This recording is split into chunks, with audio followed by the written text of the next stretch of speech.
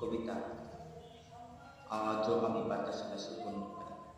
লিখেছেন কবি রুদ্র মোহাম্মদ শহীদুল্লাহ। আবৃত্তি করছি আমি মোহাম্মদ আশরাফুল ইসলাম। আবৃত্তি করছি আমি মোহাম্মদ আশরাফুল ইসলাম। আজও আমি বাতাসে ভাসি বন্ধু পাই।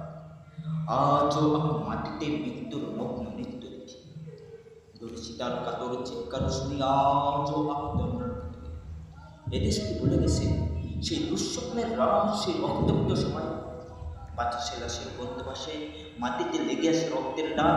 এই রক্ত মাখা মাটির ললাশে একদিন যারা বুক বেঁধেছিল, চিরদিন জীবন খুঁজে তার খুঁজে নেয়নি সেই বাধা। আজও তারা আলোহীন খাসা ভালোবেসে জেগে থাকে রাতের গুহায়। এজন্য নষ্ট জন্মের লজ্জায় আড়ষ্ট কুমারের জননী। স্বাধীনতা একই তবে নষ্ট জন্ম, একই তবে পিতাহীন জননীর লজ্জার ফসল। জাতির পতাকা খামছে দর্শে আজ সেই পূর্ণ সুফল। জাতির পতাকা খামছে দর্শে আজ সেই পূর্ণ সুফল।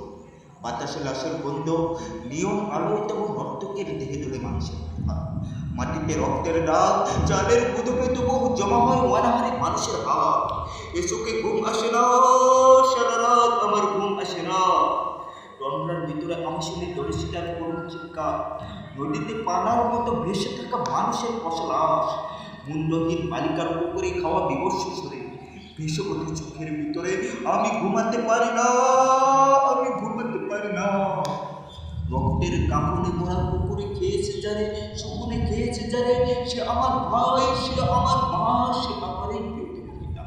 স্বাধীনতা সে আমার স্বজন হারিয়ে পাওয়া একমাত্র বছর। স্বাধীনতা সে আমার প্রিয় মানুষের রক্তে কেন অমূল্য ফসল। দর্শিতা বনের সারি ওই আমার রক্ত